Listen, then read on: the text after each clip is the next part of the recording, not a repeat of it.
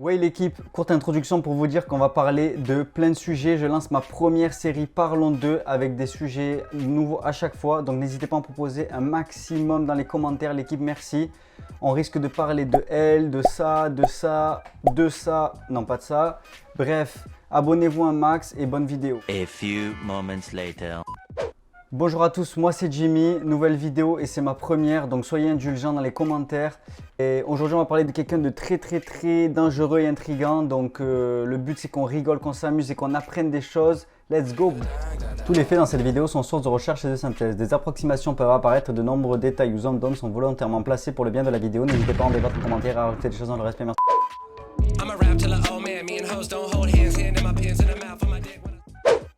Aujourd'hui, on va parler d'un personnage complètement puissant et dangereux qui a permis à la France de gagner de nombreuses batailles pendant la Première Guerre mondiale.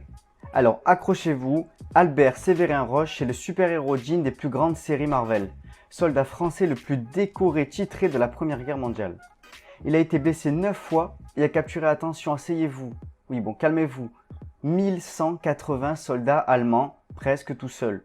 On a du mal à s'imaginer ce que cela représente, alors voici 1000 personnes en une photo, bien sûr c'était pas eux, image.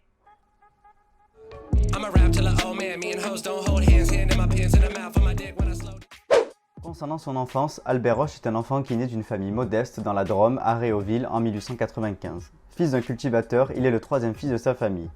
Arrivé à l'adolescence, sa famille est bien contente d'avoir de la main-d'œuvre supplémentaire pour aider, mais ce n'est pas ce qui fait rêver le jeune Albert. À 19 ans, il décide de s'enrôler pour l'armée française, ce qui n'enchante pas, mais alors pas du tout son père, qui le voit pas du tout destiné pour ce métier, il a besoin d'aide en plus à la ferme, donc ça tombe mal. Son fils qui est déterminé débuta sa première fugue, comme quoi je suis qu'un thug. Il finit par rejoindre le camp d'instruction d'Alban où il est recruté, mais tout ne se passa pas comme prévu. Au bout de quelques temps, il n'arrivait pas à s'intégrer, le camp était trop strict pour lui, il était menotté par ses supérieurs, et loin de la guerre. Il entama alors sa deuxième fugue qui s'acheva rapidement après avoir été arrêté comme déserteur. Ça fait beaucoup. Envoyé en prison, il rapporte à ses supérieurs une de ses premières phrases cultes. « Les mauvais soldats, on les expédie là-haut et moi je vais aller où on se bat. » Il avait gagné puisque le voilà désormais au 27e régiment des chasseurs alpins. Stop! La vidéo va commencer à partir dans l'univers fantastique des super-héros, mais je rappelle que tous les faits sont réels. 2 secondes pour vous laisser taper sur le bouton pouce bleu, merci beaucoup.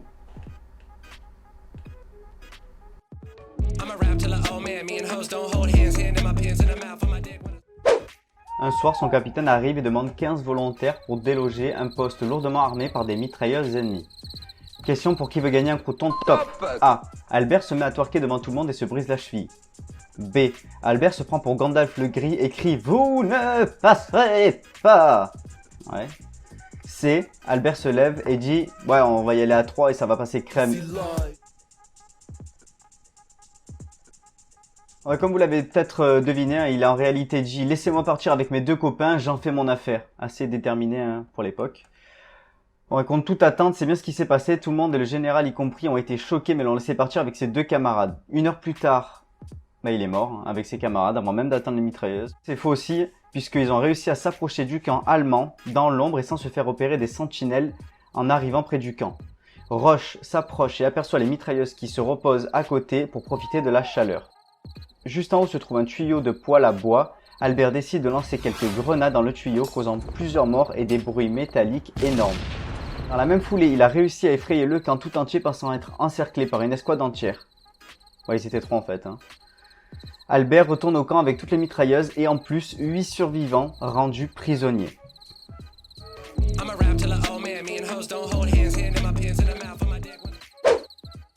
Donc en pleine nuit, vous pouvez voir votre camarade arriver avec des Allemands. Il avait fait prisonnier, voilà, tranquillement, posément quoi.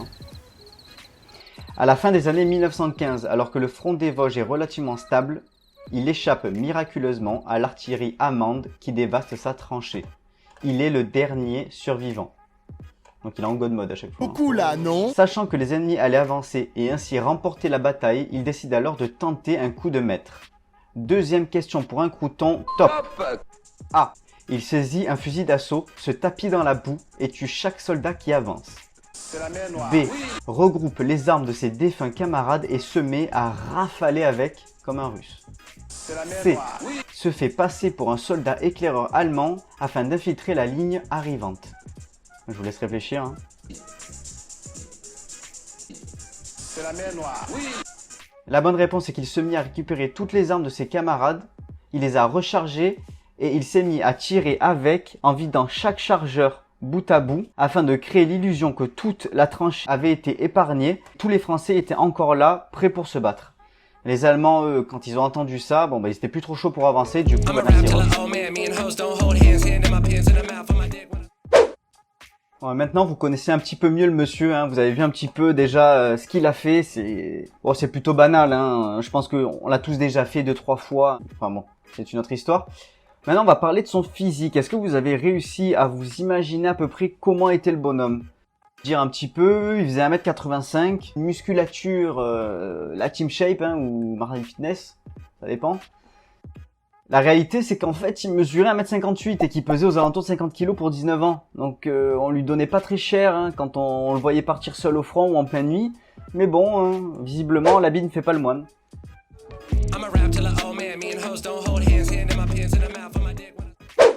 On arrive sur la dernière histoire. Bon, il y en a d'autres, mais je vous ai sélectionné une histoire encore pire que les autres selon moi. Alors écoutez, restez bien concentrés jusqu'à la fin de l'histoire. Lors d'une mission de reconnaissance où il s'était encore une fois porté volontaire, il se retrouve en mauvaise posture et se fait prisonnier avec son lieutenant.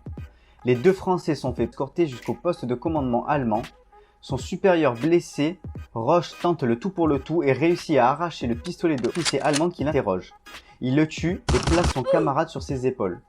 En sortant, il menace les troupes allemandes, les range en Philingen et le voilà de nouveau que ses camarades le retrouvent arrivant au camp avec son chef sur le dos et un pistolet 42 allemands.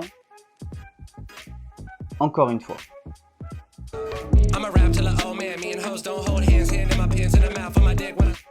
Ouais, et puisque je suis sympa et je sais que vous en voulez une dernière, je vous en rajoute un petit bonus. En 1917, lors de la bataille du chemin des Dames, Roche de nouveau trouve une occasion pour marquer l'histoire. Son unité essuie des tirs et il est l'un des derniers survivants après un dur affrontement. Encore une fois, hein, il est en god mode sur Minecraft, le garçon. Il remarque que son capitaine ne fait pas partie des survivants et se mit en quête de le secourir. Il se débarrasse de tout ce qu'il a sur lui pour ramper pendant près de 6 heures, dans la boue, et retrouve son capitaine. Les Allemands omniprésents et très attentifs sont partout. Les voilà enfin en position de sécurité après qu'il ait tiré son frère d'armes encore 4 heures. Épuisé, il s'endort dans un trou. Des soldats arrivent et le retrouvent, qu'ils prennent pour un déserteur. Machine arrière en prison où il est envoyé avant son exécution. Il écrit là-bas notamment une longue lettre à son père pour lui dire qu'il est innocent. Je vous la laisse en description. Au petit matin, à quelques heures de son exécution, il garde l'espoir. Et il avait bien raison puisque une patrouille arrive avec un message pour le chef rapportant que le capitaine étant sorti du coma et ayant repris des forces a pu à son tour sauver le jeune Albert Séverin Roche de l'exécution en expliquant qu'il était son sauveur. Pas d'exécution et retour près des forces stratégiques. Oh, c'est du respect mon garçon. Waouh.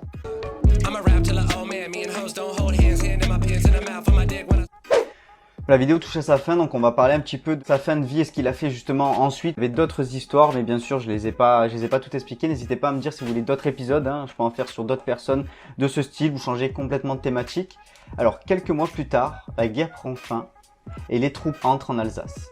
Le 27 novembre 1918, le maréchal Foch présente Albert Roche au balcon de l'hôtel de ville, si c'est pas trop la classe, et s'écrie « Alsaciens, je vous présente votre libérateur Albert Roche ». S'ensuit éloge, médaille, statue, surnom. Ah, il est aussi surnommé le premier soldat de France, hein, comme quoi. Après la guerre, il fut récompensé maintes et maintes fois, surtout pour ses faits de bravoure. Il rentra finalement quelque temps chez lui à la ferme, près de sa famille, où il deviendra pompier, rencontra une femme et vécut un moment. Il mourra malheureusement et tragiquement, contre toute attente, en se faisant écraser par une voiture en descendant du bus à l'âge de 44 ans. Après tout ce qu'il a fait. Merci beaucoup pour être resté jusqu'à la fin de la vidéo. Celle-ci est terminée. À très bientôt pour une prochaine. C'était Jimmy. Out.